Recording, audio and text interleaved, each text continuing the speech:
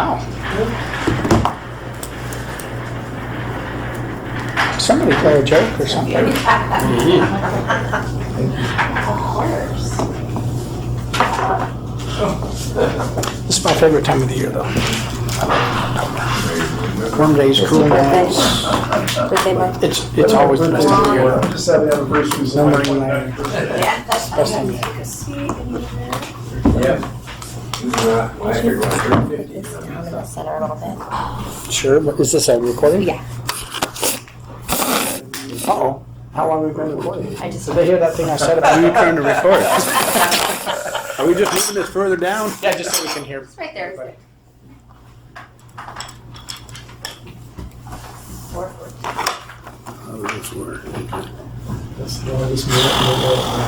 So did you have to get a new name tag too, with your new job assignment? I got the same job assignment I've always had. Does it still, I can't read it from here. Is it still retired Retired gentleman? gent of leisure. Okay, cool. I used to be a gent of leisure. I retired from it. Who can tell what I'm doing now? All right. Welcome, everyone, to the October 28th meeting of the Community Safety and Welfare Committee. We would like to start with the call to order and a pledge of allegiance. Rod, you want to lead us? Sure. Yeah, let me go grab some. Pledge allegiance To the flag of the United States of America and to the republic for which it stands, one nation, under God, indivisible, with liberty and justice for all. Thank you. Mr. Chair, on the roll call, we would just note that we had one of, all the members of the committee are present except the one member who has resigned. And the city council will be taking action to fill that position as quickly as possible. Great. So Courtney, do you want to call roll or? Sure. Stuart Anderson, Present. Tom Hazelton, Present. Jim Royer, Present. Gary Walsh, Present. Rosemary Salas, Michael Greenwald. Present. Thank you. And thanks to everybody that showed up for this, our biggest meeting ever, I think. So, welcome. A lot better room for our meetings. It's nice to be able to be together instead of that big cavernous room that we can't really talk to each other. All right, so special orders of business presentations. Sergeant Streeter, can we start with you? Sure. And by the way, congratulations. Thank you. It's the first step, so hopefully the Well- second step will be sooner than later. But you made the first step. Yes, absolutely. So first I'll go over the quarter one stats for July, August, September. Then I do have another program that I want to talk to you guys about. It's already in our Muni code. We just now finally have the tools to implement it. So quarter one stats. Does everybody have a stat sheet? No. No. Okay. I wasn't sure how many people are going to be here. So this is off of what was just sent. So there's, I think I've only got like 4 or 5 copies. We're friendly with each other. So I did do double-sided. So again, this is for quarter one stats, July, August, and September. So total calls for service that the Sheriff's Department handled for those 3 months was 6,813 calls. So roughly that's just over 2,000 calls a month that we handled, both observed and assigned. The Group A crime counts are actually up a little bit by 0.09. The Group B crime counts are actually down 12%. So, and a lot of times when we deal with the NIBRs, a lot of times it takes a couple months for those to catch up just because of the, when the DOJ gets them, they reclassify stuff. So if I were to print something out right now and then in 2 weeks I print something else out, the numbers are gonna change just because it's constantly getting updated. As far as arrests go, for those 3 months, we had a total of 216 arrests, 99 felonies, 84 misdemeanors, and 33 warrants. Our priority and response times were down to 4:31. I want to say last quarter they were up at around 5 o'clock or 5 minutes, so they're down about 30 minutes each. And then community involvement. So obviously with these 3 months, it's pretty busy for us. We had 27 special community events or appearances that a couple of deputies went to, Ryan Case, so on and so forth. Obviously, we had the 4th of July with the 2 events we had going on that day. as well as many other events. The RCPs did a total of 228 hours at the Packed House for those 3 months, which is obviously, during our big summer months. We had 2 neighborhood watch meetings, no home security assessments were done.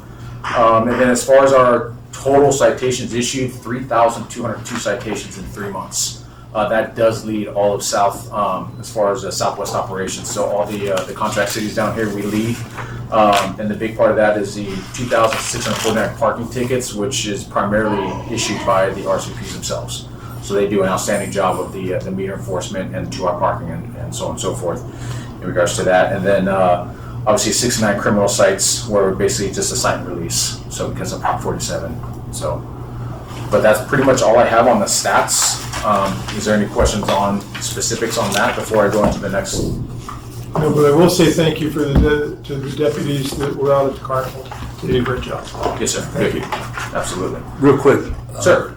Group B, Yes. that's up 12%, correct? Yes. No. Group B, I think, is down.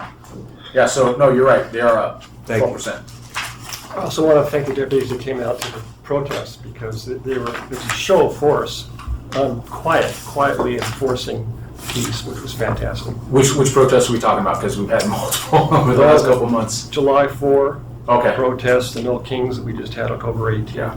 Yep. Absolutely.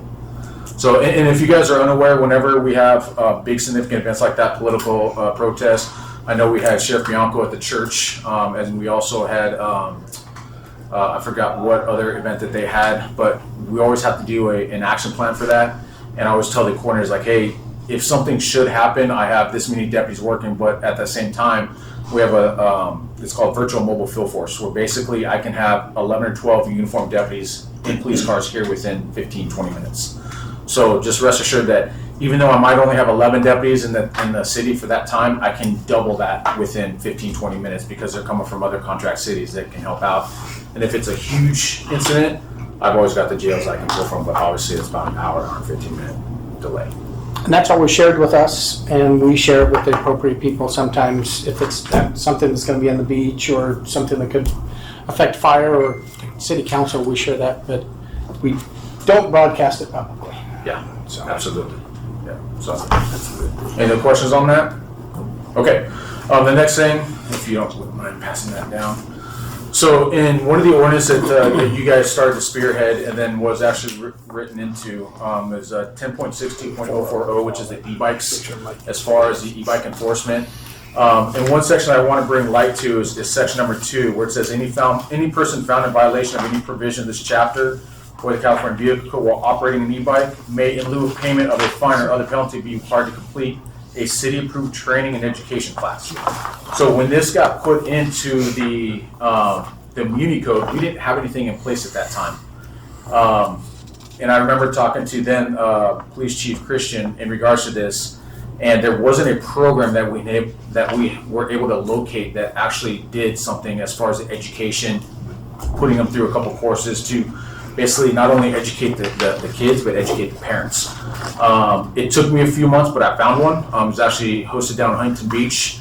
I sent a couple of our deputies through. I know Nigel sent a couple of their deputies through. And what formed of that was, it's called the Rider Program. And basically what it is, it stands for Responsible Instruction and Diversion for E-Bike Riders. So what this allows, and obviously we need the city approval to go forward with this. But basically what it does is it has them sign on the very back page, it has them sign a waiver form. They're out there for a couple hours. And basically what it does is educates them on the basic riding principles of an e-bike, but it also puts them through 5 or 6 different courses, slalom, braking, turning, stuff like that. Where basically they have to complete this, and the deputies actually monitor all of the progress that these juveniles do within that course. And then they actually have like certificates and like little, it's in the program, but like little stickers that they put on their bike to say that, hey, they've been through this. And what happens is when they do get this ticket, they can actually divert that if they go through this program and they successfully complete it, where then we just basically wipe free the ticket as per what the Muni Code says. So again, this is something that a couple of my deputies, the new SRO, Senator Wellis, she's one of our instructors for this. But this is something that she put together, and I do have all the videos and stuff like that as far as at a later time if you guys want to see, because these handouts, they're cool, but it doesn't really show you exactly what they go through. So I had her do that for me just so I had a visual. But this is something, as long as the council, the city is good with it, I think that we do have a viable program, just need the backing of the city, and then we can provide the deputies to assist with this e-bike diversion program. And what resources do you need from the city? We already got it. Oh, it's approval. All right. And this is just, I'm sorry, Go ahead, Tom. is this just after someone gets cited for doing something wrong? Yes. Is there anything that's preemptive or? We do the bike rodeos, we do a lot of education, social media, we go to the schools, so we do a lot of the stuff beforehand. I know the high school does stuff too. This is basically, because we know, we're starting to see an uptick, especially up in Talega area with these e-bikes, where I'm sending deputies up there. And again, we see a lot of like the wheelies, I know that's one of the ordinances, like unsafe, maneuver on a bike. So we're seeing a lot more, for a little bit there, it kind of curtailed, but now it's ramping right back up. And again, this is something that has been sitting on my desk for a couple of months, just waiting for. And they don't have to license the bikes, right? Because when I was a kid, you had to license your bike. We recommend that you do something to log that serial number, because obviously the number one crime, no matter what city you go to, is property theft. And so when these bikes get stolen, if they don't have, their registration or whatever else, the serial number on these bikes, a lot of times we can't reunite them if we find them. So we do ask people to register those serial numbers, and there's a link that they can go on to, and we can access it that way. But there's no requirement to actually have them license. It'd be nice if they could, some point, somewhere along the line, if they can get them to require them to license it, like we license cars. Yeah. Because they are on the street, Yeah. technically following traffic laws, that if they get a license, in order to get that license, they have to go through that course. Yeah. As a thought. Yeah, maybe just in connection with this item, on item 6 on your agenda, the city council in a recent meeting suggested that the committee at least take a look at whether or not it makes sense. We're kind of following state law to see what the state law is going to be doing in terms of licensing e-bikes. So we're kind of watching that, of course. And then on one of your work items, and I think it's the third or fourth one, we'll be talking about that as well. It's the one that talks about the 15-minute program as well as the 8-minute program. So we can probably wrap your questions into that very work item and make sure that we're addressing that. But anyway, I just wanted to make sure you knew that we will be having further discussion about this issue on the agenda later tonight. Okay. Question. You said that your SRO made some presentations. Is there like a video of the program? Are you talking about this? Yeah. So what I had her, there's no video.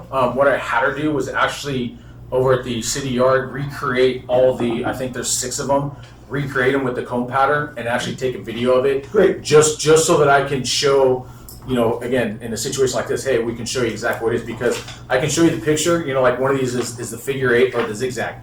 What does that mean? All I see is a lot of cones. Yeah. That doesn't tell me anything. So I had him actually print me up a diagram and then actually show one of our former deputies going through it on an e-bike. And that's kind of what, make that available, and maybe, send it out to the parents so they see what their kid is doing. I don't know if you can do that or not legally, but, if the kid gets tagged. So one thing with this ride program, sir, is the parents are required to be there. Good, okay. So they're actually required to be there with them and actually show. That answers that question. Yeah. Great. So, Any other questions for the sergeant? sir, You can be called by different names for now. How has the compliance been when they're trying to pull over the e-bikes? I know that was a problem at one point. it's not really the e-bikes, it's the Surons. It's the Surons and the electric motorcycles, because those things are super fast and basically they cut in and out. I want to say we say, hey, don't pursue, but some deputies, I know we've had some motors that have come here for e-bike enforcement from other cities, and they end up getting a pursuit with them. We tell them don't get in a pursuit, because when you have an inexperienced rider on an electric dirt bike, and if they took the governor off, those things will reach 60, 70 miles an hour. As they sit right now, a Suron can reach upwards of 50 miles an hour. We don't want a kid to basically, make evasive movements and get hurt. So right now, our standing order is that we will not pursue. I can't answer that question truthfully, and the reason why is because it's a 50-50 shot. Whether they pull over or not, like we've had 3 kids, 2 pull over, third one takes off. So we had 1 kid actually come back. So there's stuff like that where it's the data. It's really difficult to say, hey, how many kids have run from us. It's just really hard to pursue them again because we don't want to pursue them because then they make a stupid decision and can hurt themselves or somebody else. So And we haven't seen the gyro cycles yet, but they're coming because they're all over Oceanside. is that a single? The unicycle. Oh, great. So that, And they go fast. I'm telling you, I cannot believe how fast they go. They go faster than e-bikes. It's unbelievable. And they're just sitting there on it. It's just have you looked at alternatives to uniformed personnel trying to identify these motorcycles and these What do you mean? kids? Well, I mean, obviously, when you see a black and white and they take off, there's that, they're going to run from that. Correct. Whereas if we used other methods like drones, undercover people, plane cars, to try and not only identify who these people are, but find out where they live, so that we can go back there and take necessary action as far as impounding the motorcycle, maybe holding the parents responsible for, because I read numerous times where parents have said they do not fear the sheriff's department because even if they impound my bike, my father will buy me another one. Yeah, we had one family where his bike was impounded 3 different times. Yeah, so He bought obviously, 3 different bikes. So obviously, we have not done a good enough job of accurately articulating to the community just how much of a problem these bicycles are, or motorcycles, I should say. Yeah, the problem with that, sir, is they're sporadic. So there's no rhyme or reason. There's no specific day of the week, no specific time frame, and it's hard to say, hey, I'm going to do an e-bike operation from this time to this time, and I can saturate the city with motor officers, and they can maybe do 2 stops. It's with e-bikers, it's so sporadic, and I know up in Talega, I have had plainclothes deputies out there. I've had ATVs up there. I've had when we had the sand rail, I had the sand rail up there. So we made different adjustments depending on what we think would work, and basically it's just so sporadic. And like I said, there's no specific time, date, or there's not a really good MO to pull the data from as far as, hey, when can we focus concentrate our efforts on this area? Because again, when we were talking about, we had the problem up in Talega, but I also saw videos of Pico being taken over by 60, 70 bikes.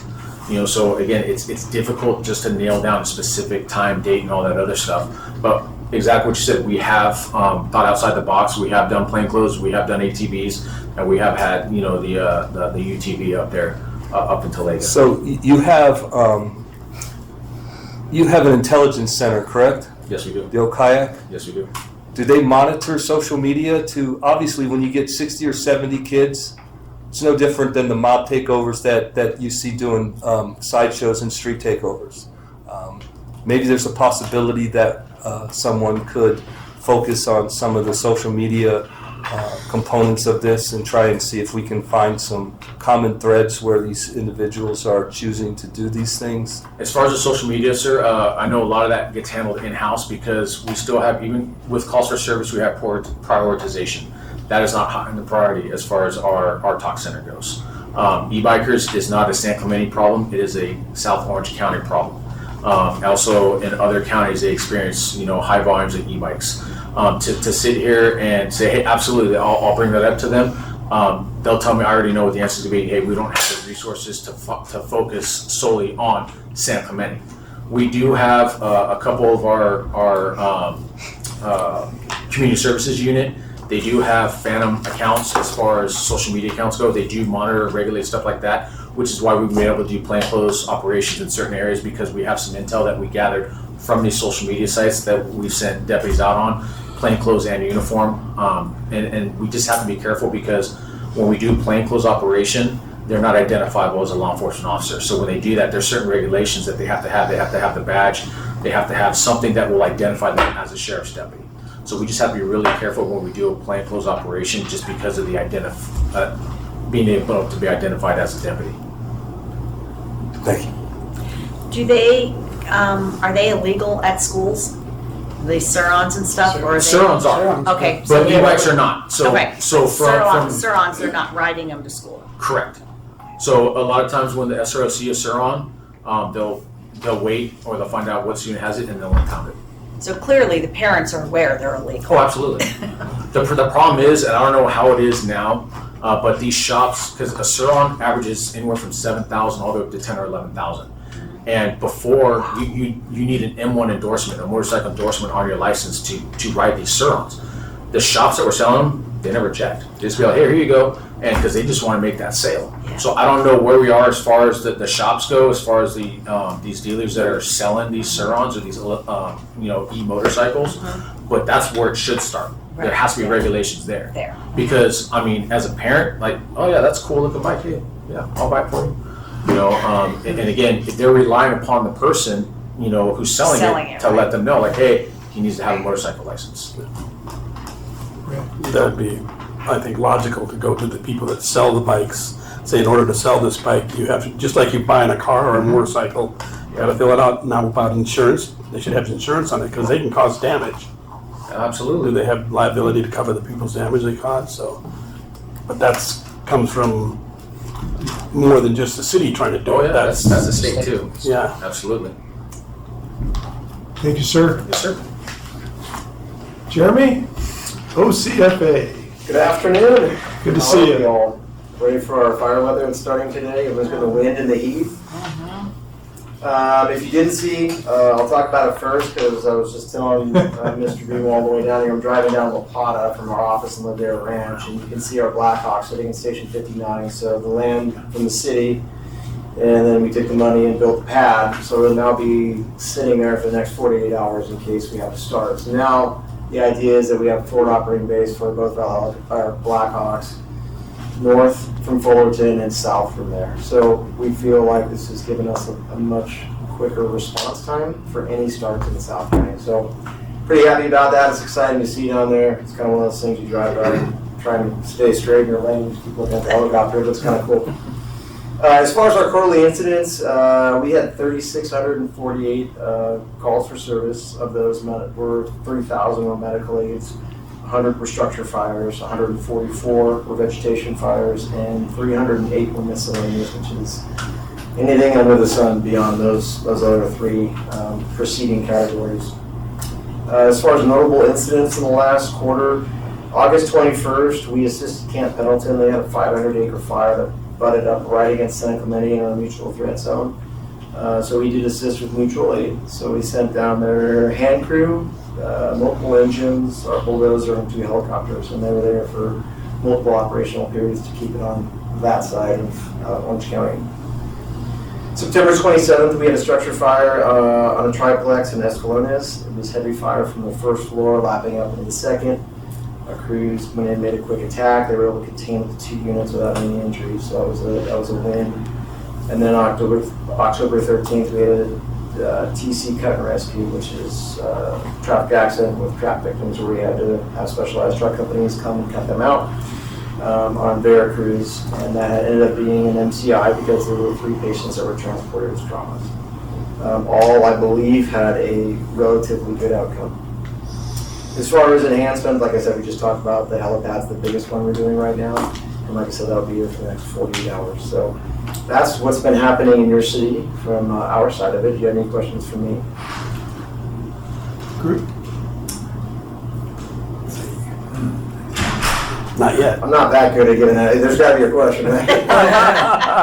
What questions do you have? There are just so many here, we can't get them all out, Jeremy. I figured as much. Say so much for how good you are.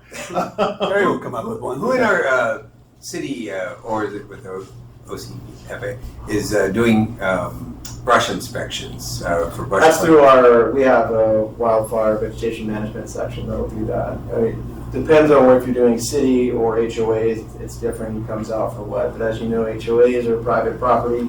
We can come out and make recommendations, we cannot enforce. So if there is still a need, Didn't know that. by all means, call us out. We're we will come out and do inspections for you, obviously at no cost, and we'll give you our recommendations. So I encourage anyone to take advantage of that. Should you have a private home that needs that, we have our RSG program, which is the same thing. It's Ready, Set, Go. And you can call up our main line, and then they will set you up something. They'll come to your home, give you a free home inspection, recommendations. On occasion, there's no guarantee on this, if you do what's recommended and you can actually document it, sometimes the insurance will give you a little bit of a break. It's not probably going to be significant, but it might help a little bit. So take advantage of those resources. Have we had any feedback on the new zoning for the fire zones, how that's affected people's insurance?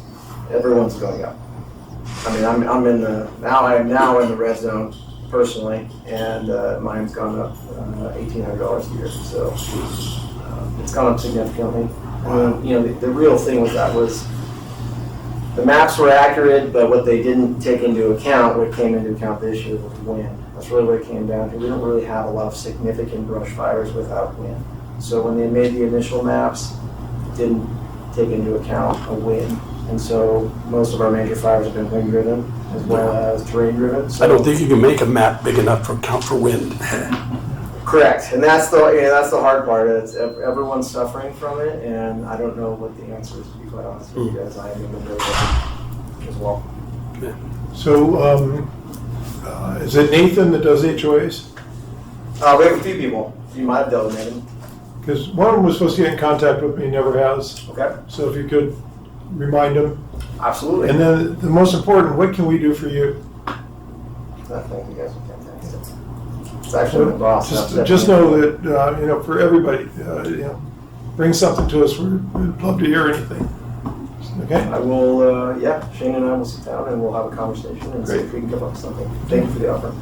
If we had a major brush fire, let's just say, overnight, starts in the middle of the night, how are we alerting people to let them know that you need to start evacuating? What's our Well, the methods? first thing we do, and this is kind of a combined effort between Mr. Streeter and I's departments, we always recommend everyone's part of Alert OC. That's really the biggest thing you can do. On top of that, we'll have watch duty. You're going to have news. But the biggest thing, if it's coming and it's in the middle of the night and no one's awake, we will have deputies out there. What happens typically, and I'll walk you through it very briefly. I know you guys have time or don't have time. But basically, a fire starts. Our initial battalion chief and unit show up, they start the fire, and we start putting attack on that fire, right? Those lines down, creating a plan. If we think it's going to be an imminent threat to any community, Mr. Streeter or one of his deputies, sergeant, typically a decision maker, is going to show up to the command post with us. We're going to identify the neighborhood, the streets that are going to be directly affected first. We'll go ahead and identify the evacuation zone. Notifications to the sheriff's department will be made. It'll go up on the website, watch duty. We'll start doing reverse 911. We'll have deputies driving the neighborhoods. They'll be using their special siren. Would you like to demonstrate that, Mr. Streeter? Sound of it? Oh, no, I'm good. Okay. I'm good, Jeremy. It's a very unique, it's kind of like a European siren, converted. They'll drive through, they have the helicopter, they can make notifications, and they'll door knock. So they have a program called Field Maps. We just did an evacuation drill with the Sheriff's Department literally 3 days ago in Santa Margarita for this exact situation.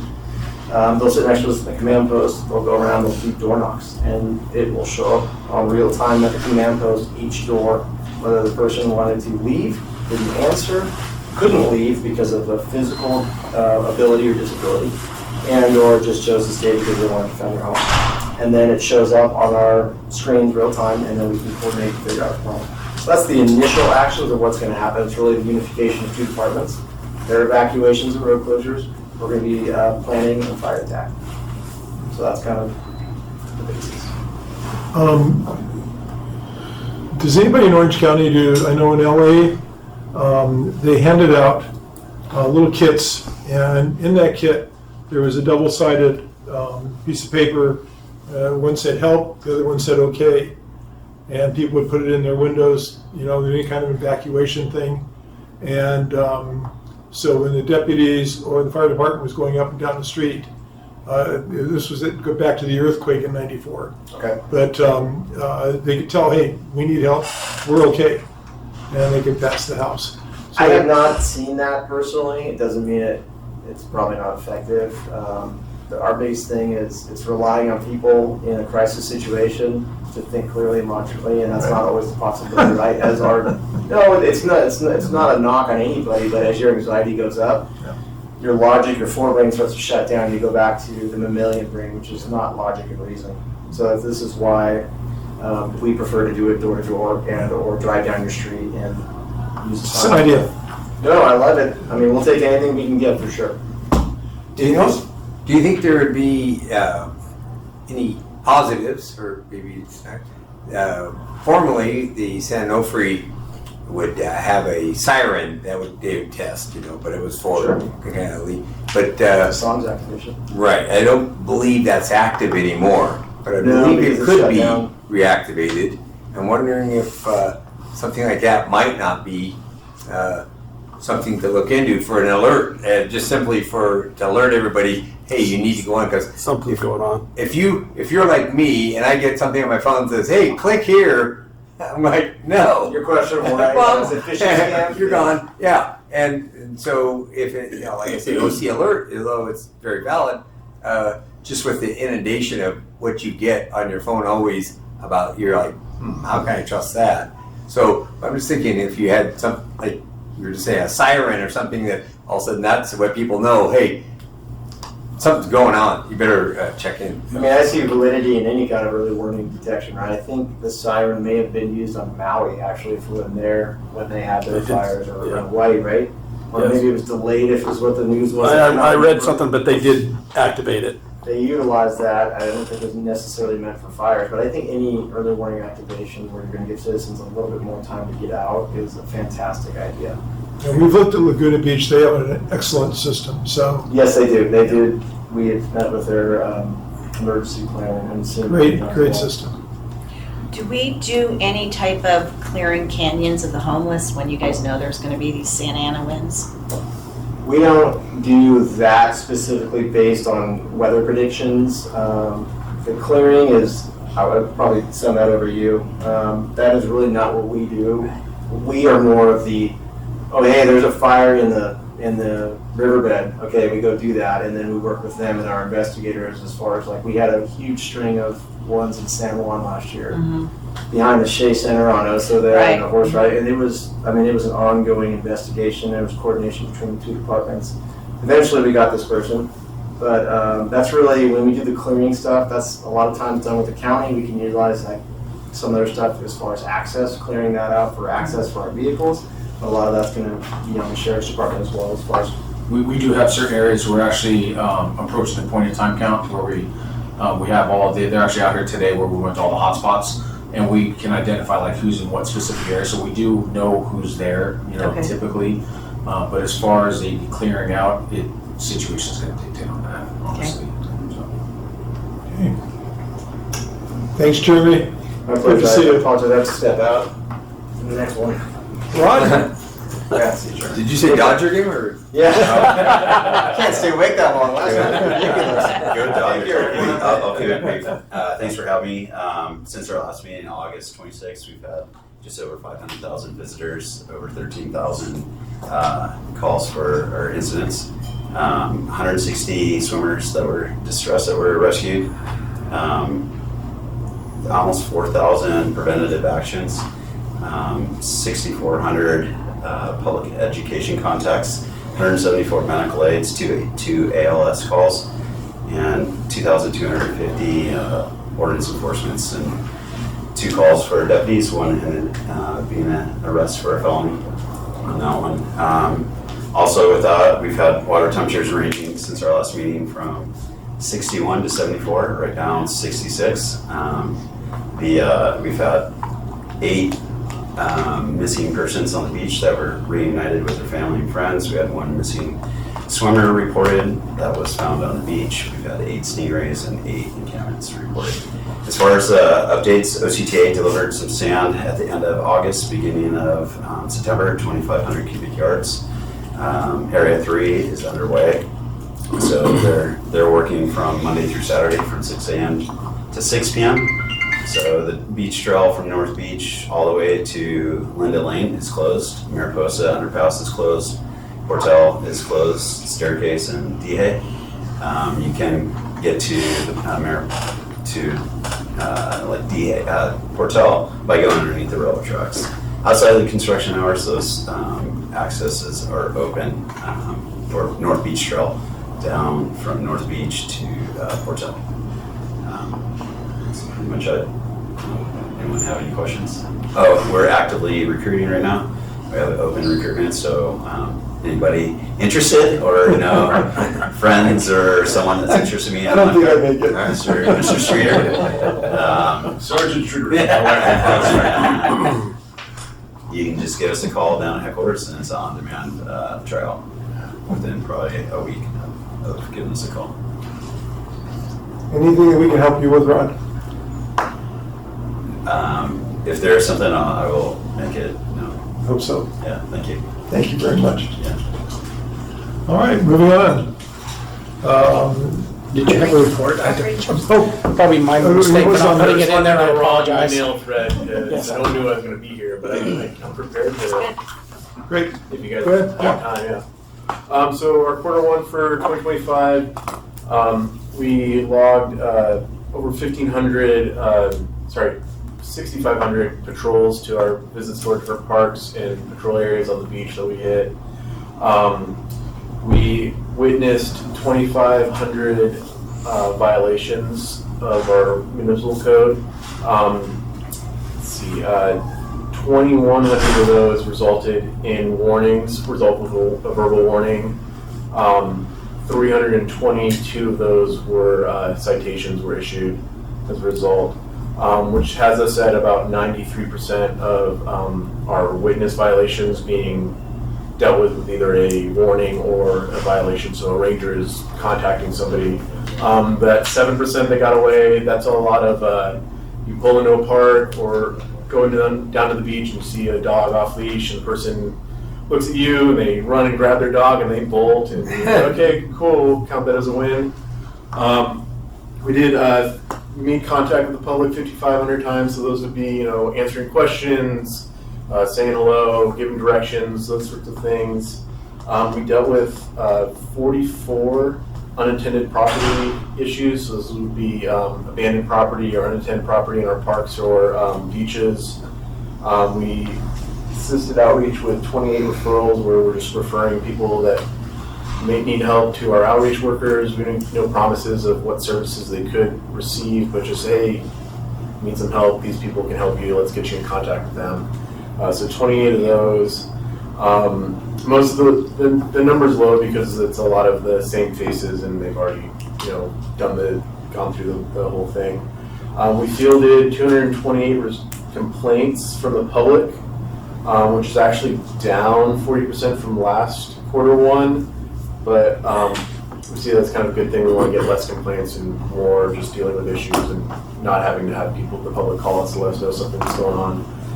And those are the major numbers. Any questions, I'm happy to try and answer them.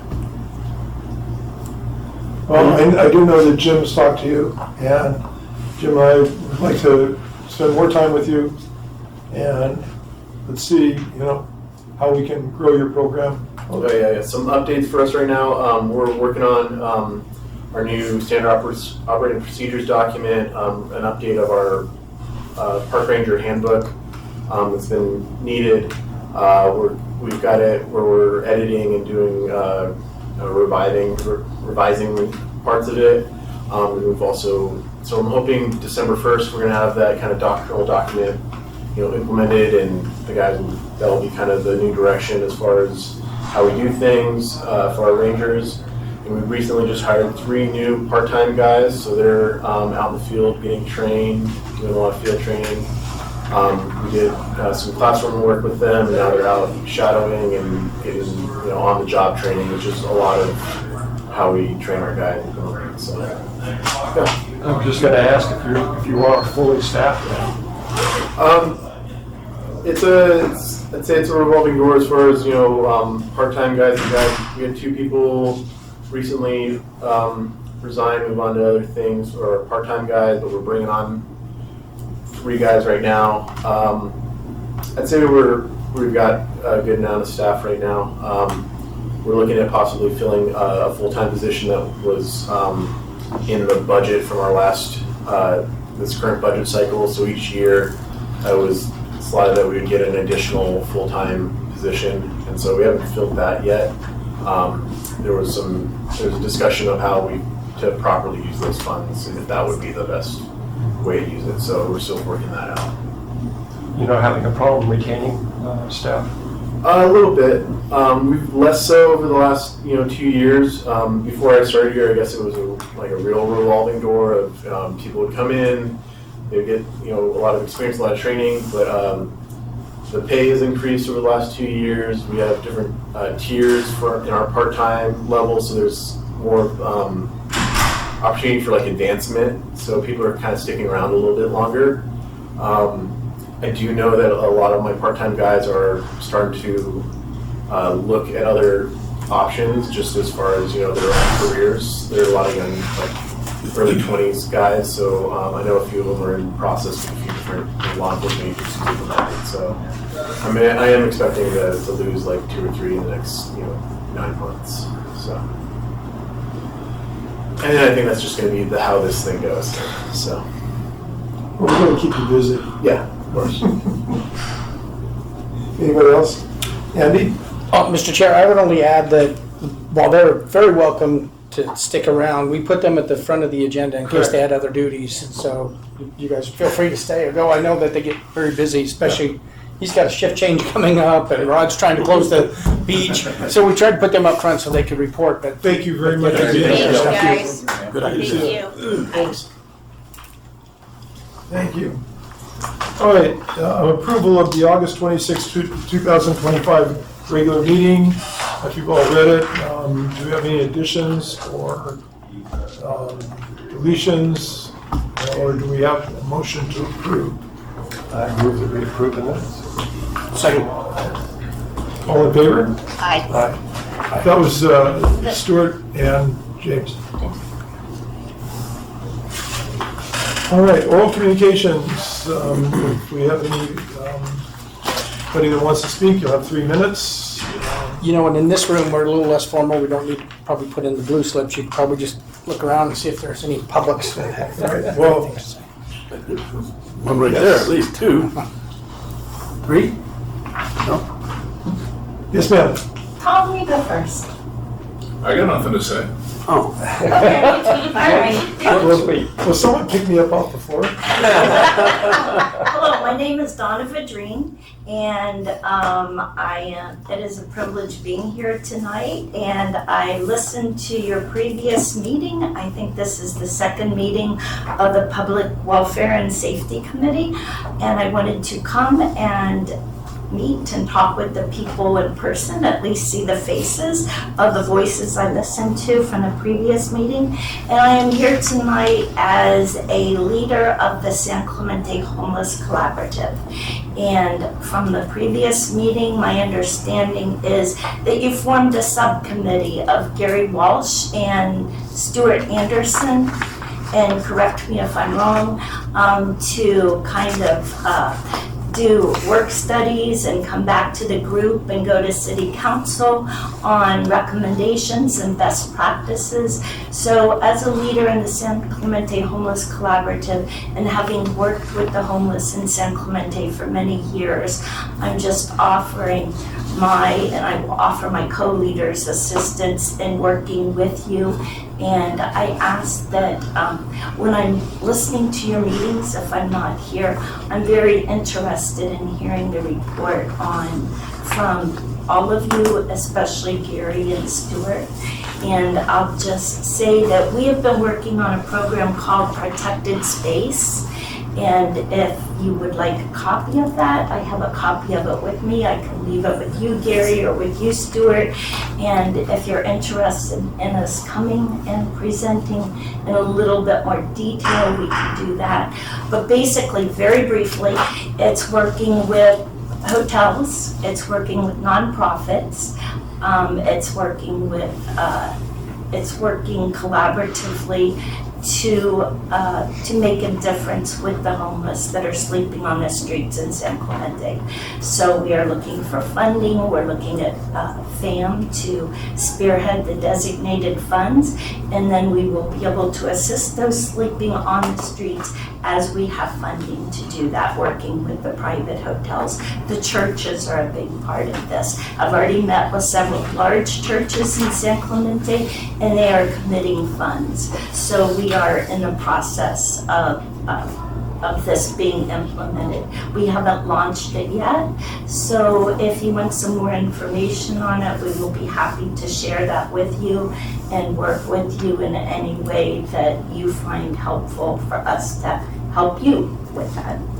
And then I'll also say real quickly, I'm hoping to hear something from this committee, Public Safety and Welfare, on your recommendations and best practices for inclement weather programs, making recommendations to the city council and looking at best practices from other cities, and also on safe parking programs. So I will look forward to hearing your recommendations to city council on best practices for safe parking programs, because I think we kind of recognize that people are living and sleeping in their cars out in the community, and that probably isn't a best practice.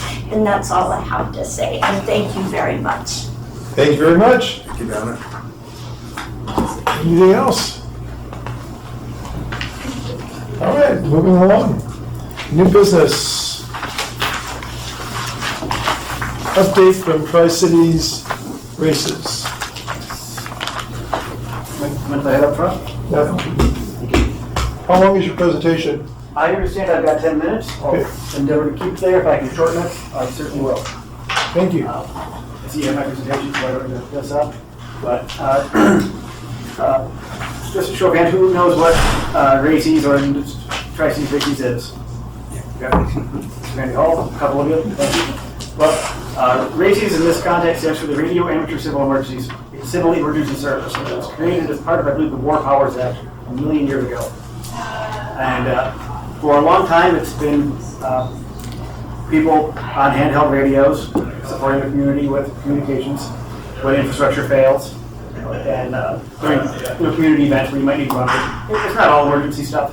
We also help out at events. For example, in the next couple months, we'll be working in the Dana Point Turkey Trot and the San Juan Campus Round Christmas Tree Lighting. Tri-Cities Races, I'm proud to report, is one of the more modern and advanced races programs probably in the country. We have about a dozen IP cameras in our kit that we deploy around, in the case of Turkey Trot, the race route, and for the Christmas tree lighting around Heritage Park, and the parking lots and areas where they have issues with safety. And theft of course, kids' music instruments that are playing at concerts and things like that. So we set up the equipment. It's all on an ad hoc network. It's not connected to the internet. It's monitored by members of the volunteer team. We have, on a couple of occasions now, integrated with the Orange County Sheriff's TOC, where we basically put their gear on our network, and it allows them in Tustin to monitor our feeds also. And so that's pretty cool. Worked very smoothly. With that, I'll move on with the presentation. Can we go to the next slide? Do you want me to click through? Okay. So ARDN specifically is the Amateur Radio Emergency Data Network. And I don't usually read from slides, but I'll read from this one kind of short. It's a community-supported digital communication system that creates a self-healing, high-speed wireless network independent of the internet or cell towers. It allows local agencies and volunteers to share maps, reports, voice, and video when conventional infrastructure fails. Next slide, please. Here's why it matters. ARDN is resilient. It does not depend on the internet. Most ARDN facilities don't depend on commercially provided power. We've got equipment, like rocket equipment up on Saddleback Mountain that's been 99.9% uptime for 8 years. It's better than solar power.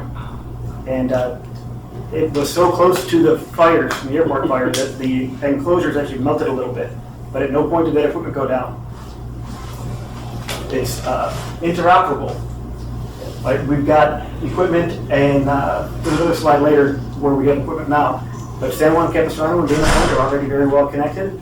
Cities all over Orange County are connected, and we do set up temporary stations right for the time being at the Orange County RACES, in the Orange County EOC up in, what is it, Loma Ridge. So we hope they'll get Arden permanently installed soon, but it's still TBD. It's low cost. The gear is repurposed, like household and business networking equipment. We buy it and we put custom firmware on it, and then it's part of the Arden network. It's scalable. It can expand and contract as needed. We've got about 25 portable nodes that can be set up on an as-needed basis to increase kind of density when circumstances or events require. And as we get just a 2 or 3 regional infrastructure nodes set up, we'll be really well positioned to interconnect strategic facilities. I don't want to read that last one, but basically it enables situational awareness. And the fire and police guys have all left, but they tell you how important that is. Next slide, please. So just a quick graphic. Right? We've got the county EOC, we connect to shelters. For example, Dana Point Community Center is connected. Dana Point EOC is connected. We have it's called a pod runner, which is a neat portable kit that we can deploy around it. And yeah, just a quick graphic. We can go to the next slide. This one gets kind of nerdy, but just real quick for those of you that might be interested. These two are your Wi-Fi frequencies, right? 145.8 gigahertz. There's an exclusive use channel on channel -2 that we can use, which is why I can take the same Wi-Fi that you have in your house and out at the end of your driveway, and I can send that signal 20 miles. Next slide, please. This is the fun one. You guys all know the game of telephone? Right? You say something, whisper to his ear, they go around the circle and it comes back totally different. Right? When lives and property are at stake, errors can be very problematic. Right? Human speech has a data rate of about 50 bytes per second. Typical cell phone camera image is about 6 megabytes. If a photo is worth 1,000 words, a JPEG is worth about 33 hours of conversation. And that goes to show handheld voice radio will always have a role, but when it matters and when there's a lot of data, you gotta go digital. Next slide, please. That's just an example with a down power line. An image or video along with location data can be sent in seconds, very much like internet speeds, to responders from anywhere covered by the network. Next slide, please. This is my favorite. This is our current net coverage map. I'm very proud of this. Most of this I was involved in doing. This line here goes up, probably to the second floor, up to Saddleback Mountain, and connects us to other cities' mesh networks all over Orange County. But we've got, what's here? I think that'd be a Dana Point EOC and City Hall. That's the Dana Point Community Center. That's the Dana Point Nature Interpretive Center. This is the lifeguard station, which is a state facility, but Dana Point helped us get that worked out. And that was important because of the geography here. This area wasn't covered. That's this line, right? That red line? I don't know if I'm doing this to show. This was blocked. We had to find another way, but we did. And that's what we do. We design these networks, we build them up, and we connect the strategic facilities that need to be connected. Quick list: San Juan Campus City Hall will be online hopefully later this year. Next slide, please. This is the plan for San Clemente that I've been working with Adam and Rachel on. Mr. Hall, I think you've seen some of it too. But there's the Ridgeline Trail water facility is very important. And then there's a water tower up on the north side of town. In between those two, we should be able to cover most of the city. There's still a lot of gaps. That'll be like a phase 2 project where we kind of patch the holes, identifying strategic facilities, and then making a route to them. Next. I should go back for a second. The phase 1 here should allow us to connect City Hall the EOC and water treatment facility, the community center, the senior center, and the Pier Lifeguard Station. So not a bad list of strategic facilities for phase one. Phase two would get the animal shelter covered. They're kind of blocked over here. We got to work up another water tower. The Rancho Santa Margarita Water District runs that one. They've been a great partner for us. Next slide, please. This is supposed to be like an interactive presentation. In this context, it's a little tough to do that, but I guess I can show things after if people want to, if people are available in their space. But there are servers at the Dana Point EOC, at the Nature Interpretive Center, and at other facilities with digital services. Right? I mean, networking a couple things doesn't do a lot. What really matters is the services. You guys, if you were to look right now, there's an Arden demo Wi-Fi access point in this room. If you were to connect to it, you could follow these instructions, explore some of the services. And I even set up a couple of VoIP phones. And I bet you nearly all the phones the city uses are VoIP phones, right? So they'd be basically plug and play compatible with the emergency data network. If infrastructure fails, you unplug it from one thing, you plug it into the other, and you can make calls again. And that's great because everybody knows how to use the phone. On the demo kit I've got here, I've got the Hazmat Emergency Response Guide, I've got all the FEMA ICS forms, I've got a file Dropbox that anyone with access to the network can just click through, there's no logging required. Drop files in there, which is great for, say you've got your park rangers out getting pictures of damaged infrastructure. They can return to a place with coverage and upload those images, giving them to, kind of sending out the chain of command in seconds. It's a really great resource. Next slide, please. Let's skip these. That's how you call VoIP phones. Feedback opportunity if you do it, but you can't. And here's my email address. And San Clemente plan. What I'd like to ask of the committee is if there's a member or two that, well, actually, let me go back. A few years ago, I presented to the old Public Safety Committee. Gary, I think you were the only one who was on that at that time. But we won the support of that committee, and I'm optimistic we'll have your support too.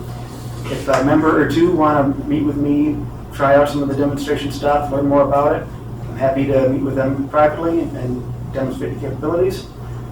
But aside from that, my team and I are here. We've got about 30 members across the 3 cities.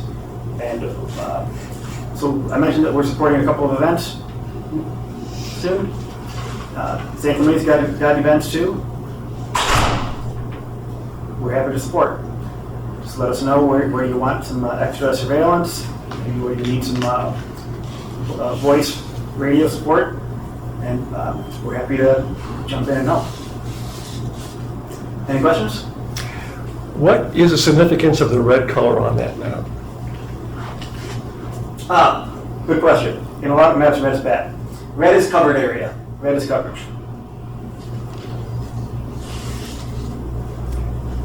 So the area that's, I see some lines going across non-red territory. Is that because it's not line of sight, or?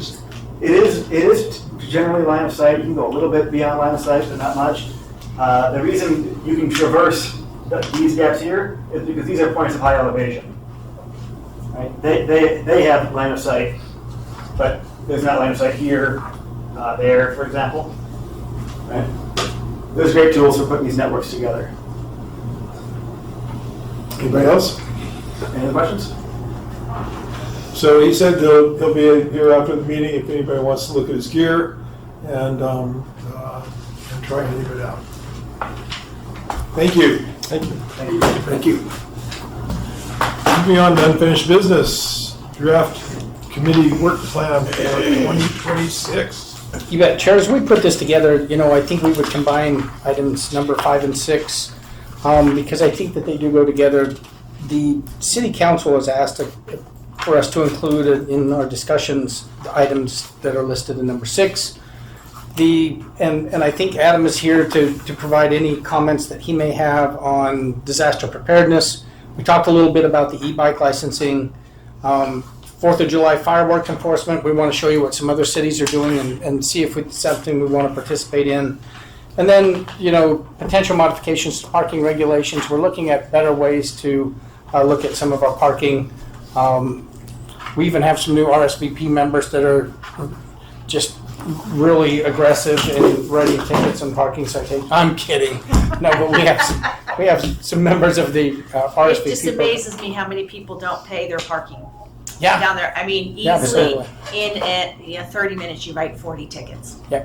They just don't We pay. because we've been inconsistent in regulating our parking. So that's one of the things that we'll be looking at as well.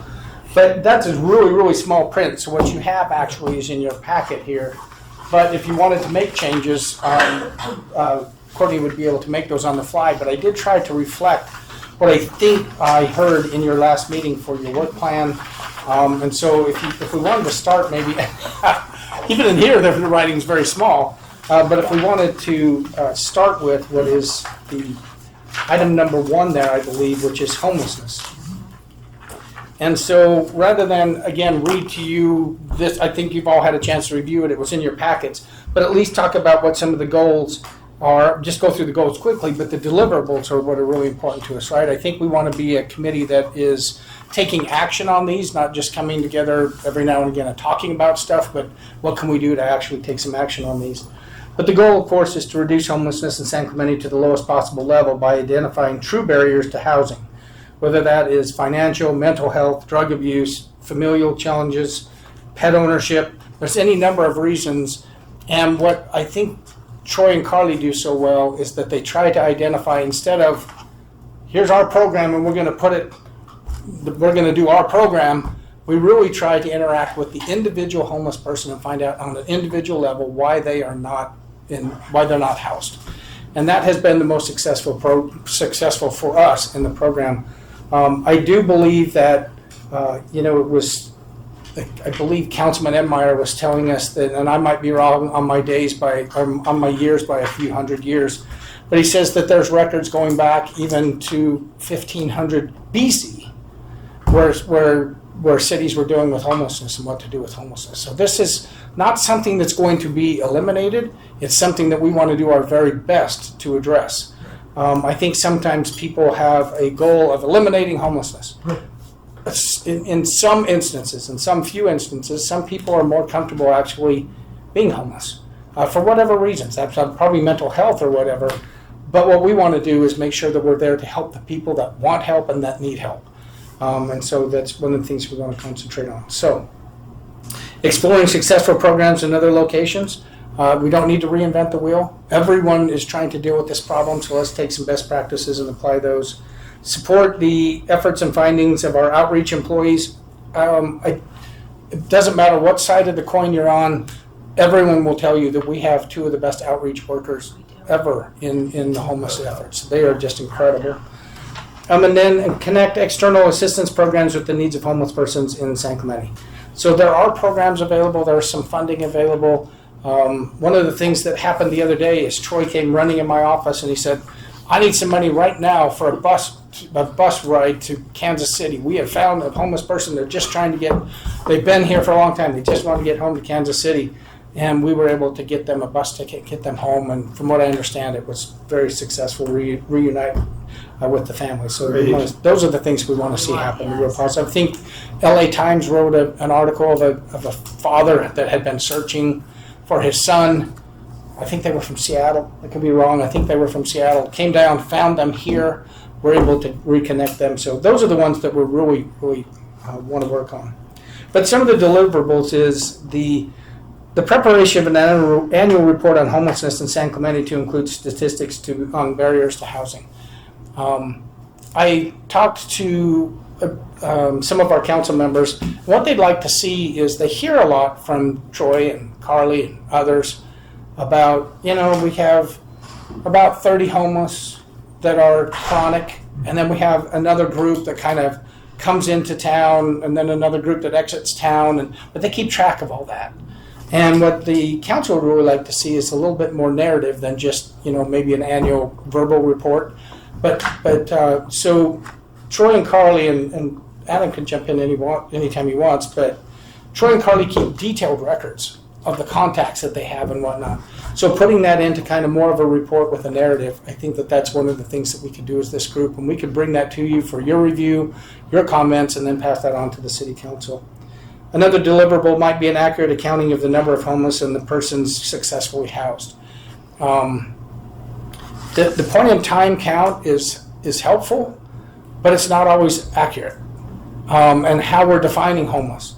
And one of I think the thing that's missing in the whole discussion of homelessness is that we're probably talking on a daily basis of, I don't know, probably less than 100 people in our community, even at its peak. But usually much less than that, depending on what's happening in the community. But there are, I would guess 10 times that number that are either living in conditions that they shouldn't be living in, or are near homelessness, or about to lose their homes, or you might have 12 people living in a one-bedroom apartment. I think sometimes that gets missed on how we can help as a community try to help and make sure that those people aren't being forgotten as well, because that's another issue, or living in cars or RVs or some of those kinds of things. So we want to make sure that we look at the homeless problem in its totality, not just the point in time count. That's great. That's an element, and it's a piece of information, but it's probably not the whole story. So I think we should make sure we look at the whole story. And then again, someone from this committee, whichever lucky one gets designated, to give a presentation to the city council on homelessness and what's happening in San Clemente. That would be my suggested deliverables, but you may have others. So that would be staff's presentation on homelessness, unless you have changes or suggestions or changes in the deliverables. If not, we'll include that in the work plan that would go forward to the city council for their approval. On your goals, number 2 is explore successful programs in other locations. Yeah. I'd like to sort of broaden that to just say explore solutions to homelessness, because that way we can look at other things that programs and solutions. That's a good one. That are being thought about.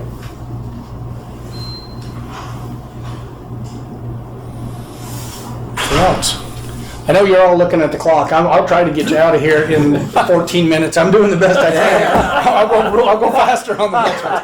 I understand that's important in this. I'm a Padres fan, so I never have to worry about October baseball. Never gets in. You guys are close this year. We're always close. We're the Cubs of the 1900s. But this is more important than my HOA meeting, even though I'm on the board and they don't have a quorum without me, but let's get this. Okay, yes, we'll keep moving. This is much more important. Fire mitigation. This is something I know Adam and his team are working on very hard. So the goals, I think you can see the goals there, and the goals are obviously to try and prevent fires and wildfires in our community, so I won't go over the details. But one of the things that Adam is working on right now is a wildfire protection plan. And he's trying to have that done kind of in the first quarter of next year. So we hope within the next, once he gets that done, within about 90 days, we bring that to you and then get it to the council. Bring it to you for recommendations and suggestions, and then get that on to the city council. Any ideas kind of with the projected finish date on your wildfire plan? Well, we've created an entire citywide program that was for a grant, an $8.5 million grant that we submitted to FEMA.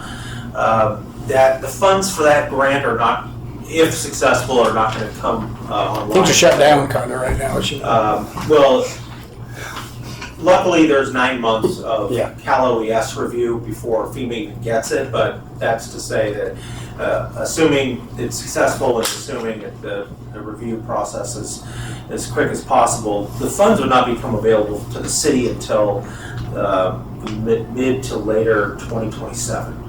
So we have a citywide program established.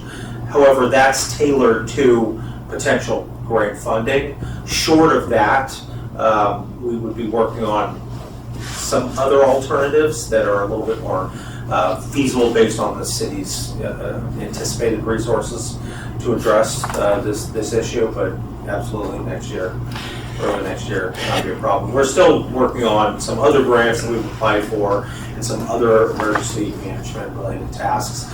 And I'll just throw this out there. One of the major ones is the creation of an emergency management strategic plan.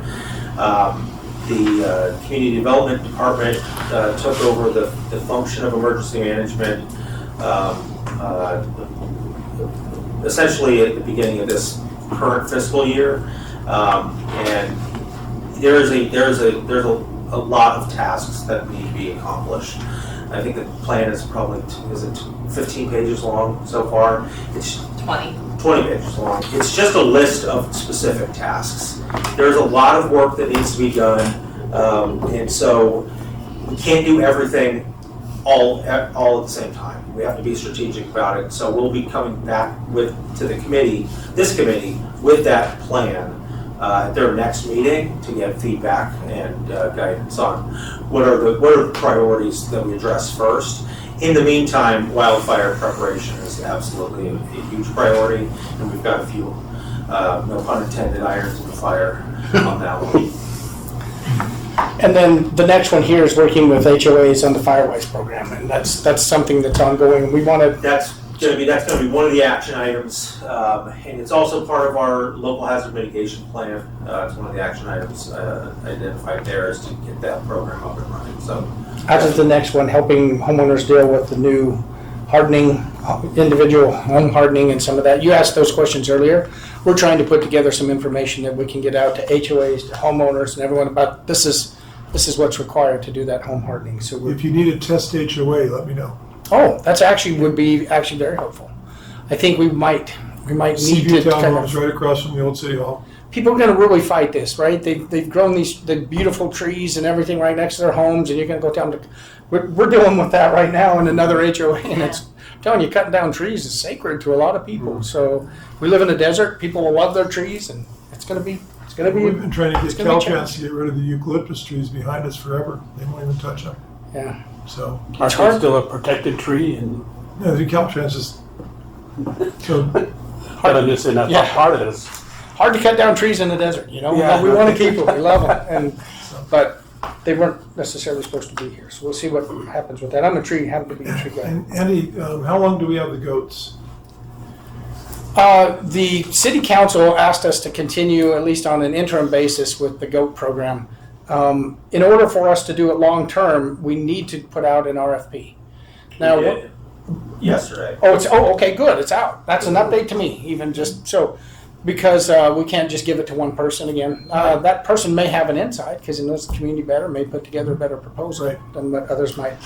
But one of the things that we're watching, we're not involved in it. I have never read it. I'm just going to be real honest with you because I can't use any city resources to talk about the potential measure that's being talked about. But I will say that right now, the city itself, historically speaking, we have not had a lot of money that we've been able to put into fire preparation. In fact, we don't have any money that we've put into fire preparation. Should that pass, there would be some significant funding where we can start to do some programs we haven't been able to do in the past. If it doesn't, we've got to look at other ways. We'll just have to find other ways. We've got to be prepared one way or the other. All these things cost money. That's just the reality. And then also from the HOA standpoint, I'm on our board in Marblehead. We've never prepared for fire mitigation. It's just really hard. And it's very expensive, incredibly expensive. It costs a fortune to mitigate that canyon. Yeah. So then you're trying to get people raise dues, and they're like, no, you know. So it's a tough one. Until the fire happens, why didn't you take? Yeah, it's a really tough one. But we're taking it seriously. Let's be honest. As beautiful as all of our open space is, it does make us a target for wildfire. Oh, yes. No doubt. San Clemente is just a fire waiting to happen, and we want to avoid that at all costs. Exactly. By the way, we talk a lot about, the land movement, landslides, and that they're tragic, but they hit one or two homes at a time. Fires can wipe out neighborhoods in a night. So that's why we're so worried about it. Yes, absolutely.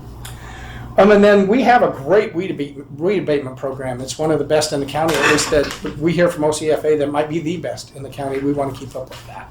I think that that's an actionable item. So, no changes or suggestions from the group, I'll keep moving. I know it's been a long meeting, we appreciate your attendance here. The next one is the improvement of our park ranger program. Our park ranger program is in its infancy. It's still in need of some vision and direction, and what we want, it's modified over time. It started really as trying to deal with the homeless issue in the community. We're trying to expand it into something more than that, as being that program that fills the gap between traditional law enforcement. They have a very important role to play, and things that are more municipal code oriented. That we don't know. I think we want our sheriff deputies concentrating on traditional law enforcement issues. But we have other code compliance issues that are important to people. They don't want to see people smoking on the trail, or dogs at large in a park where they're making people uncomfortable. So there is an important role for park rangers, and we want to make sure that we analyze that. It's a kind of a new program. It's growing. So we want to prepare a recommendation to City Council that defines the structure of the park ranger program and the role of the park rangers.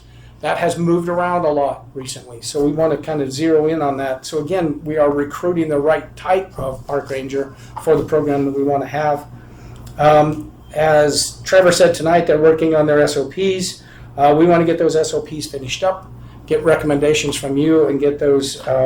I don't think that those are city council level.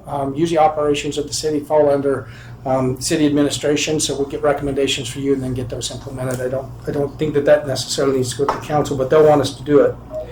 And then as the community evolves, the role of the public safety providers, including and where the park rangers fit in to help not only the sheriffs, but the lifeguards, the fire department, and other law enforcement, the emergency preparedness and other law enforcement issues. So this isn't really a cost issue, but it is a time issue.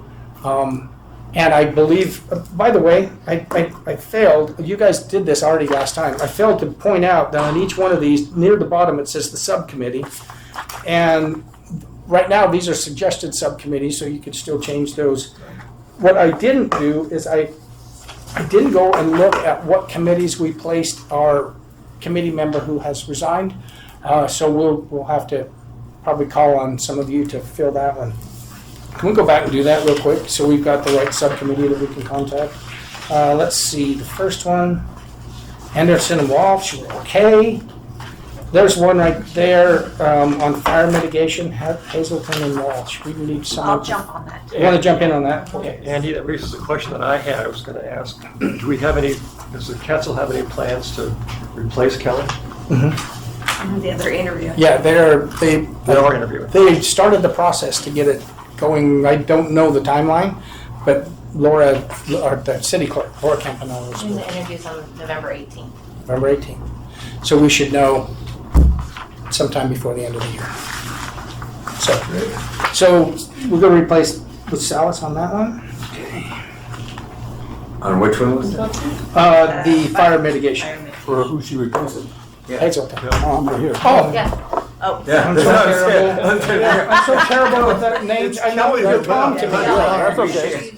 We thought we were going to bury him, so. What are you doing at this meeting? You're not on anymore. You failed. You failed in one meeting? How'd that happen? At one point, I was going to take his heart. Courtney just looked through it. It's only the very, I think it's, the disaster Disaster. preparedness. Anybody want to be on disaster preparedness? Greenwald. who's that? I know no one wants to work with Mike, but someone has to. Yeah, well, somebody's got to pay the price. Who is that? I was working with, last time on that, so I'll work with him. Do you want to do it? Sure. Is that okay with you, Mike? Yeah, definitely. I'm glad you guys, I don't know what the answer would have been. Anybody else? Sign up. That would have been an uncomfortable meeting. No, That's all right, I'm not very thin-skinned, so. Okay, so moving on to humanitarian work, there we go. This is something that you guys have done for quite a, I shouldn't say that. We've combined two committees here.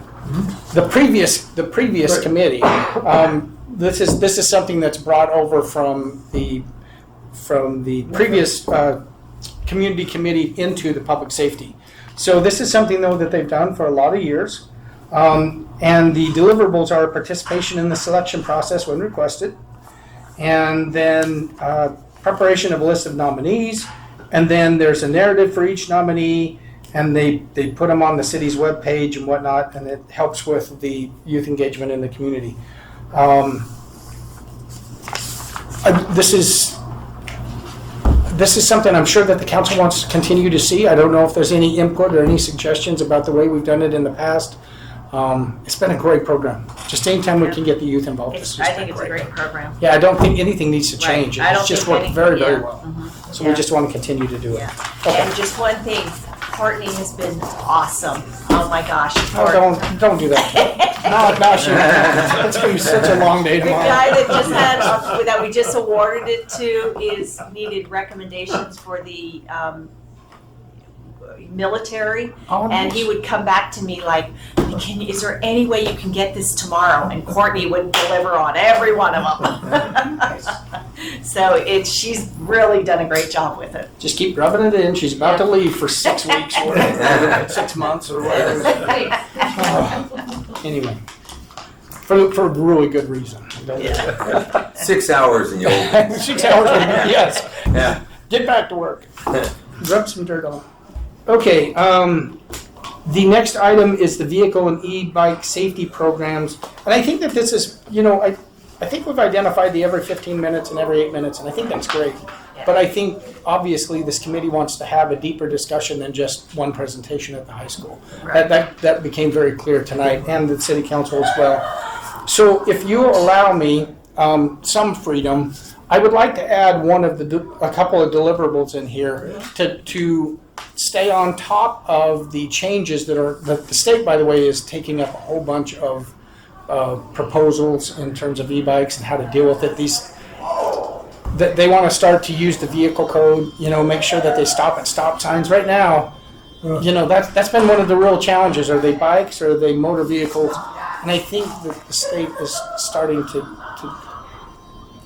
get on this. It's just but it's hard. It's been hard, right? Because you got kids now riding machines that go faster than the cars we drove when we were kids. I mean, these things are. And they don't have to pedal very much. At all. Exactly.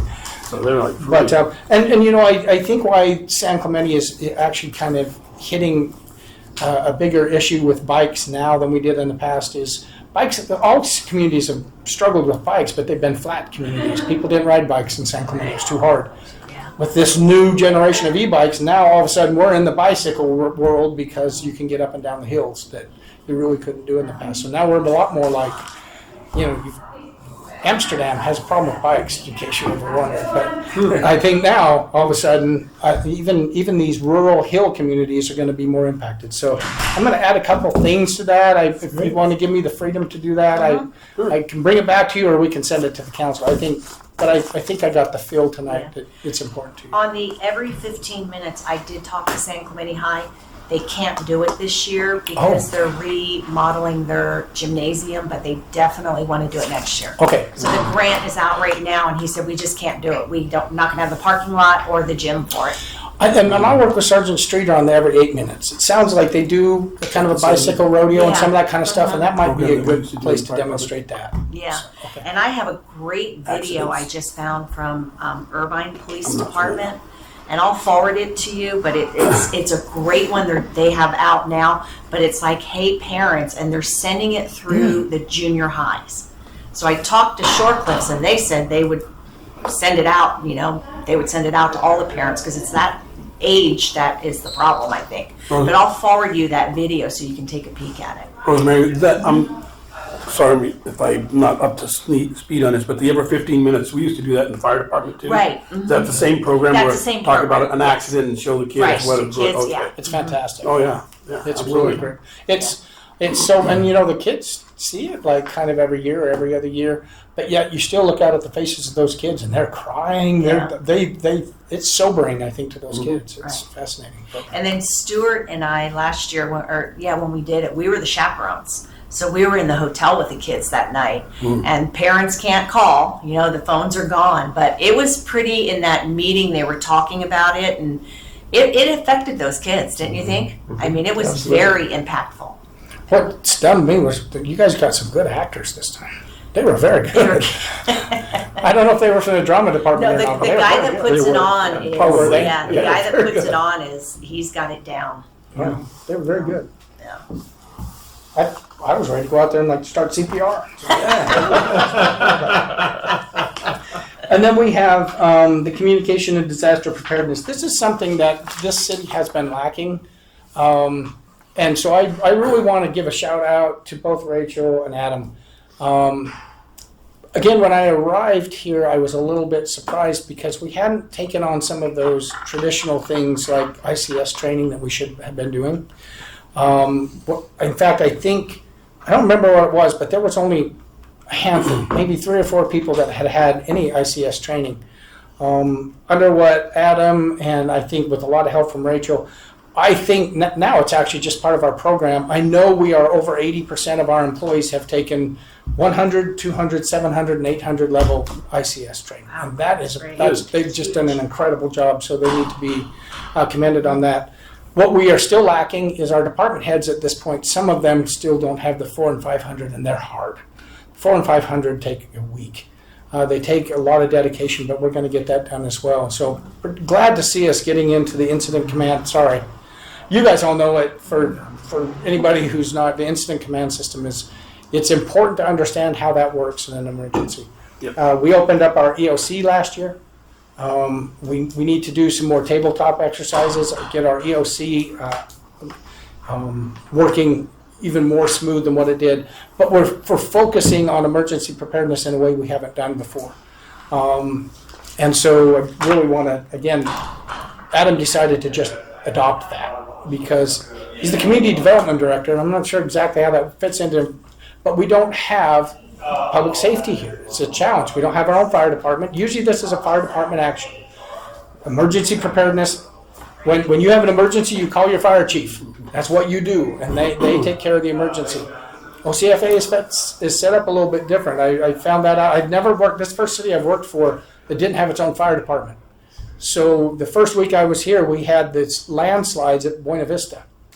So I called the fire department. I said, "Okay, chief, let's go." And he got up there and said, "Well, I don't see that there's a need for the fire department to be here. It looks like Everett." So they left. I was like, "What?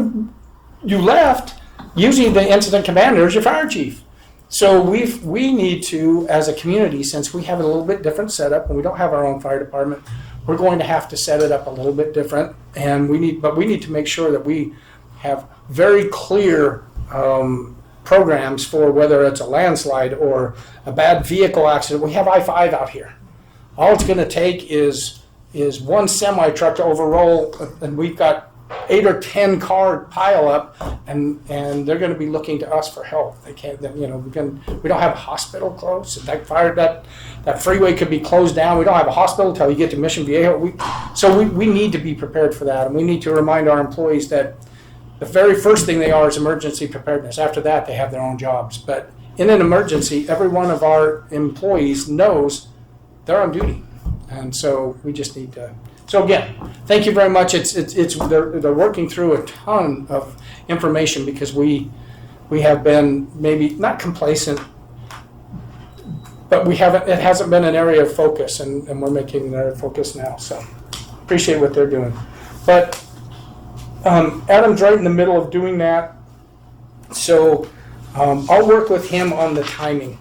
A lot of this takes a lot of time because they're preparing it from scratch. The community hasn't had in fact, our emergency preparedness director used to be our public works director. And when that happens, you've got potholes in streets, people complaining about lights being out, water shutoffs, sewer backups, and emergency preparedness. And what would happen is those day-to-day crises would always rise, and emergency preparedness kept getting pushed down. So we had to get someone that would concentrate on it as a priority instead of, oh yeah, I'm also the emergency preparedness guy. It was a hat that was sitting on the shelf collecting dust instead of an active job. And And these two are just doing an amazing job, so appreciate that. And I'll get that to the city council unless there's changes on that. Open to any suggestions, but I think that that's the work plan we talked about. Hopefully it's consistent, and if so, with your recommendation, we would take it to the city council as amended, as discussed tonight, as amended. What's that? Oh, the back page. Junior leadership. The junior leadership program, which we will be having tomorrow, our first junior leadership presentation. We're bringing, I don't know how many kids, but I think it's 50. Is it 50? 50 kids from the high school are going to spend the day with us tomorrow, and all the department heads understanding what happens in their local government. It's based off of the leadership program that our city clerk put together, that members of the community can come in and understand how the city works. So we're looking forward to it. It's going to be a lot of energy in the building tomorrow. So we're going to have 50 young kids in the building. This is going to be great. They think all of us, they all think we're old, right? All of us still think like we're in high school. No, you don't ever get old. And my parents used to tell me that too, right? Oh, we're not as old as you think. Man, it's amazing how young we all feel until they come in the building and we're like, wow, we are old. No, I graduated high school in 1984, so I was looking up what was cool in high school in 1984. It was a really good year for movies, by the way. But and music. But wow, the hairstyles were different. Yeah, I was a 64. Oh, Dad. You know, I spent 55 years as a milkman, so you don't know. And I'm adopted. You just don't know. So, Well, we just got off. absolutely, that went deep fast. So, no, thank you very much. Can I make one comment? Yes. This is great. Okay. I know it was so cool when you put it on the city the city seal behind it and everything. I would prefer it's like this, so it's much easier to read and follow. Okay. Because the previous plans had all been on, with the background of the city and all that. Right. You bet. We wanted to make it. It was a little small font. Yeah, but that was just. It's much easier. And Courtney, we don't need this, okay? Please. It's the least you could do, Andy, Still for early. possibly your dad. Almost embarrassing. And with that, I will make sure that the city council sees that on their next agenda. We're a little bit behind. I think all the others have been adopted, but they understood this was a new committee. It was going to take a little bit. All right, That so was 5 and 6. Andy, thank you so much. Adam, Courtney, you're rock. Oh, yes, I'm sorry. We need a motion for item 5A, and I know everyone's in a hurry. A recommendation to the city council to present the work plan as amended. Do we have a motion? I'll make a motion. Second. I'll second it. Tom? Somebody's All in done favor? it. Aye. Aye. Unanimous, thank you. And we included 6, Mr. Chair. For the most part. Oh, no, we didn't. We wanted to show you one thing I'm sorry, real quick. This is what's happening in some of the cities. It was kind of, Stanton started it, but they started it for Oh, yes. Oh, yeah. So one of the things they've done is they send out information to the property owners, including apartment property owners, and they say, we're going to have drones out there, and when we see fireworks, we're not going to send out police that night, but we're going to send you a ticket the next morning. And they actually got sued, and the judge said they upheld it in court. And so I think they sent out, I could be wrong, but I think they sent out about $750,000 in fines, and $250,000 of those were upheld. Now it's $1,000 per firework. So some people were getting fines of $10,000, $12,000, $15,000, and they ended up having to pay those. Now I think it's really important, and they did it through drones, so they were able to actually get video evidence of it. I think it's really important. You may or may not know, we actually had a fire in one of our canyons on the 4th of July that was clearly caused by fireworks. And so I don't know how aggressive we want to be. I'm a live and let live kind of a guy. I grew up in Wyoming. Fireworks are just what you do there. I can't believe I'm saying this out loud. But in our environment, I think we do need to be really, really careful with fireworks. The other thing that I asked our city attorney, so our city attorney is reviewing this, will probably bring to you some kind of a resolution that will work for our city. The other thing is the water balloons have gotten a little out of control in our city in certain areas. And whether or not you can do a similar thing with water balloons, and I don't know. Been asked. We'll see whether or not this would hold up with water balloons. She does not see why not. It's like very similar. The problem we're running into, and we'll probably run into, is that people hate automatic cameras like red light cameras, and so the state said you can't do red light cameras anymore, which is kind of interesting. You can't enforce the law anymore. They may do that with drones too, but at least for right now, they're allowing the drones. And I think with the fire safety, I think they will probably say, yeah, we don't, because the fireworks in this town after the fireworks show are almost as impressive as what we. These aren't firecrackers. These are fireworks. Yeah, it is. These are 4-inch cannons they're shooting off. You know, So if we implement a program like this, okay, we need drones. So when are we? Companies will come in. They hired a company to come in and do it for them. As I say, talk to the friends. Because you need hundreds of drones. That's right. So that would be awesome. I think. Great. They may have spent all the money that they recovered on the drone system, but again, we're not trying to make money on it. We're trying to stop fires. Right. Yeah. So we'll look into that and let you know at a future meeting. 4th of July is coming up quick, so we'll get to it as quick as we can. So before we, was there anything? No. Stuart? No. I think these guys have their emergency preparedness update, and that was, I apologize, it's item 6A. 6A. And I Yeah. skipped over that a little bit, sorry. So, yeah, Rachel, if you want to come up. We just put together a little presentation to talk about Alert OC, and Rachel will run us through that. Okay, so Alert OC is the Orange County Regional Mass Notification System. It's designed to keep residents and businesses informed during emergencies. This is the site that you can go to, alertoc.com. It's .gov, .org. Those are the two, not .com, won't work. Managed by the County of Orange in partnership with local cities and us. We participate in a monthly internal test to make sure the system is functional and working properly. The system is used to issue critical information such as evacuation orders, shelter-in-place notifications, severe weather warnings, missing person alerts, and major public safety updates. While landline numbers are automatically included in the system, residents are encouraged to opt into this because it will help with your cell phones, emails, and even work phones. So if you work or your kids are at school and you're in a different part of the county, you'll be notified of that emergency happening in that area. So you can go to alertoc.org or gov and create your personalized information. The next slide will show, this is the test I did for our September alert. A lot of you may have gotten it if you're already registered with Alert OC.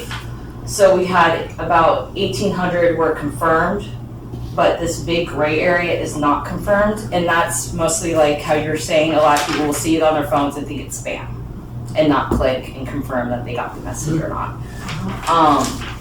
And then the 408 is either people that got changed their number, or an email wasn't working, or they put it incorrectly.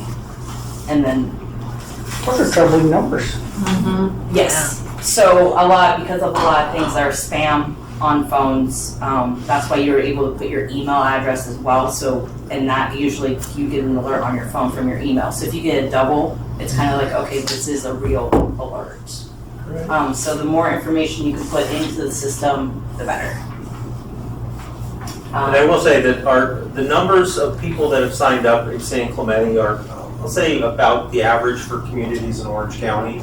But we have 65,000 people here. It would be nice to see 25,000 people, 30,000. Roughly 11. You got a lot of kids and We have people that, you know, 18,000 residential units, right? So you think with two parents, that'll at least be 36,000 Yeah. people. Right. Yeah.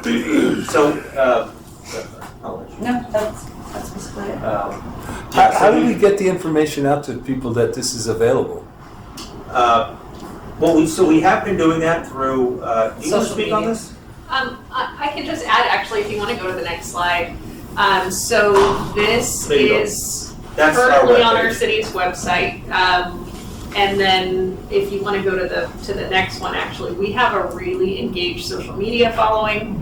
We periodically put reminders about Alert OC on the city's social Instagram's media. bigger than Facebook now? It is. Wow. It is for us. We have a really engaged Instagram following, more so than the others. But, you know, we have a really kind of a large following with our social media. So this is typically how we would get the word out. And we would also utilize these channels, including the city website, during an emergency for emergency communications. So Alert OC is definitely very fast and gets to your phone. It's a proactive communication, but we would also place these types of messages on these channels. We also have a CERT team that is very engaged with the city, and they go out to different events and will pass the messages along. We have pamphlets that we pass out, like National Night The Out only reason I'm asking is that you mentioned 65,000 residents, and yet, versus how many we have signed up. yeah, so obviously something's not working. We need to do a better job. And People I'm just think it'll asking never happen to them. try and come up with a solution to try and to get more, because I think this is awesome.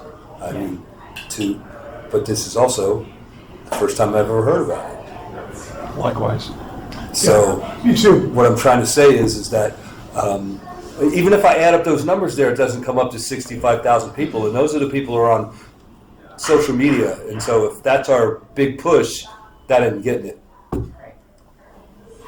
You know, one of the things we could do is we do have our own utility program, so we could put in maybe some utility bills. Oh my God, yeah. By red or something. Especially with the trash Maybe we bill. could, on the top, we could put, your taxes are going up. Just kidding. Just kidding, but do sign up for this or something. You send out It gets our attention. You send out the notices for your trash bill. Yeah, maybe some utility bills. That might be a good idea. Because Word of we- mouth. 'cause we have our own water bills, so HOAs. we don't have to depend on SDG&E or CR&R. My HOA signed me up for watch duty.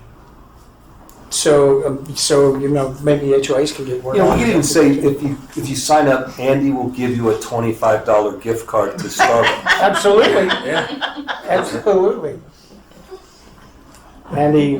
Go to Andy's house for